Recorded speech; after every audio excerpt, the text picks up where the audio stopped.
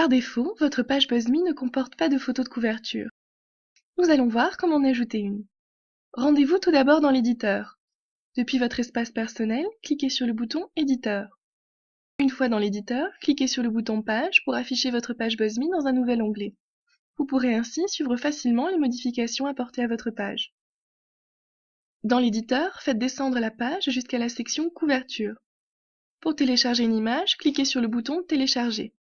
Une fenêtre apparaît alors et vous permet de naviguer sur votre ordinateur afin de sélectionner l'image que vous souhaitez utiliser. Choisissez un fichier d'une taille inférieure à 1 mégaoctet. Pour connaître la taille et les dimensions d'une image depuis la fenêtre de téléchargement, passez simplement la souris par-dessus l'image. Un fichier trop gros ne sera pas accepté par l'éditeur. Si le fichier que vous souhaitez utiliser est trop gros, il vous faudra tout d'abord le retailler. Je vous invite à regarder le tutoriel « Comment retailler une image avec Paint ». Le cadre de la couverture mesure au maximum 960 pixels sur 352 pixels. Si vous téléchargez une image plus grande, vous pourrez cliquer dans l'image et faire glisser la souris pour positionner l'image dans le cadre. Maintenez la touche majuscule de votre clavier enfoncée pour contraindre les déplacements selon un axe horizontal ou vertical.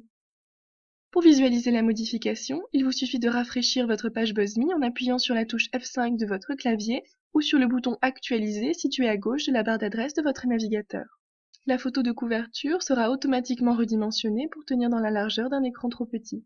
Si vous souhaitez utiliser une autre image, il vous suffit de cliquer sur le bouton Télécharger et de sélectionner une nouvelle image.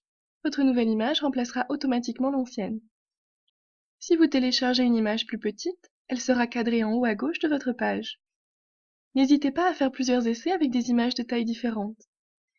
Pour un résultat optimal, retaillez au préalable votre image avec votre outil de retouche photo favori.